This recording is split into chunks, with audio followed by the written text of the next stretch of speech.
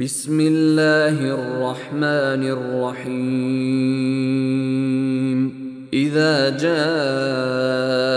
المنافقون قالوا نشهد إنك لرسول الله والله يعلم إنك لرسوله والله يشهد إن المنافقين لكاذبون اتخذوا أيمانهم جنة فصدوا عن سبيل الله إنهم ساء ما كانوا يعملون ذلك بأنهم آمنوا ثم كفروا فطبع على قلوبهم فهم لا يفقهون وإذا رأيتهم تعجبك أجسامهم وإن يقولوا تسمع لقولهم كأنهم خشب مسندة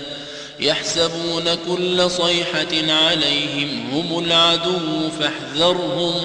قاتلهم الله أنى يؤفكون وإذا قيل لهم تعالوا يستغفر لكم رسول الله لووا رؤوسهم ورأيتهم يصدون وهم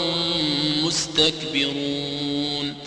سواء عليهم أستغفرت لهم أم لم تستغفر لهم لن يغفر الله لهم إن الله لا يهدي القوم الفاسقين هم الذين يقولون لا تنفقوا على من عند رسول الله حتى ينفضوا ولله خزائن السماوات والأرض ولكن المنافقين لا يفقهون يقولون لئن رجعنا إلى المدينة ليخرجن الأعز منها الأذل ولله العزة ولرسوله وللمؤمنين ولكن المنافقين لا يعلمون يا أيها الذين آمنوا لا تلهكم أموالكم ولا أولادكم عن ذكر الله ومن يفعل ذلك فأولئك هم الخاسرون وأنفقوا مما رزقناكم من